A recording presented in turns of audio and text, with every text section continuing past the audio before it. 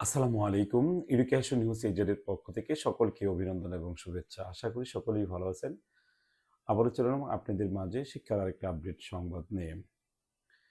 দাবি আদায়ের লক্ষ্যে আবারও এমপিওভুক্ত শিক্ষকরা জাতীয়করণের উদ্দেশ্যে আন্দোলনে নেমেছে। বিস্তারিত জানতে ভিডিওটি শুরু থেকে শেষ পর্যন্ত সাথে থাকুন। আর আপনি যদি আমার এই চ্যানেলে নতুন হয়ে থাকুন তাহলে অবশ্যই আপনাকে অনুরোধ করব চ্যানেলটিকে সাবস্ক্রাইব করে রাখার জন্য, পরবর্তীতে যে কোনো ভিডিও পাওয়ার জন্য। আর যারা ইতিমধ্যে চ্যানেলটিকে সাবস্ক্রাইব করেছেন তাদেরকে অসংখ্য ধন্যবাদ। চলুন বিস্তারিত জানা যাক।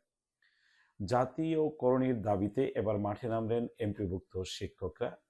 দ্য ডেইলি ক্যাম্পাস পত্রিকায় প্রকাশিত আপনি দেখতে পাচ্ছেন যে এমপিওভুক্ত শিক্ষক কর্মচারীদের বেতন বৈষম্য দূরীকরণের সহ অতি দ্রুত শিক্ষা জাতীয়করণের দাবি জানিয়েছেন বাংলাদেশ শিক্ষক সমিতি বাসিস। বৃহস্পতিবার 22 আগস্ট জাতীয় প্রেস ক্লাবের সামনে বাংলাদেশ শিক্ষক সমিতি বাসিস আয়োজিত মানববন্ধন এই দাবি জানান সংগঠনের নেতারা।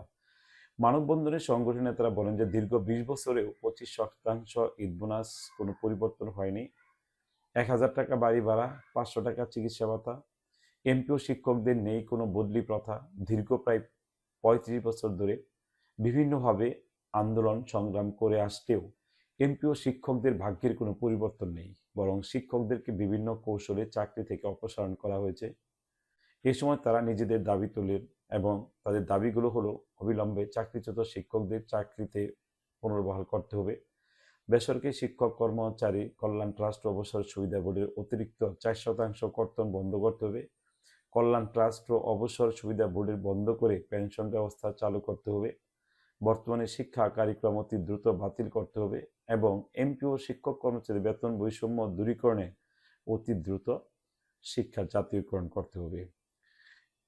এই সময় বাংলাদেশের শিক্ষক সমিতির সিনিয়র সহসভাপতি এএসএম মুর্শিদুল ইসলাম, অতিরিক্ত মহাসচিব উমর ফারুক, সাংগঠনিক সম্পাদক আলিম, প্রচার সম্পাদক এআস রিপন প্রমুখ উপস্থিত ছিলেন।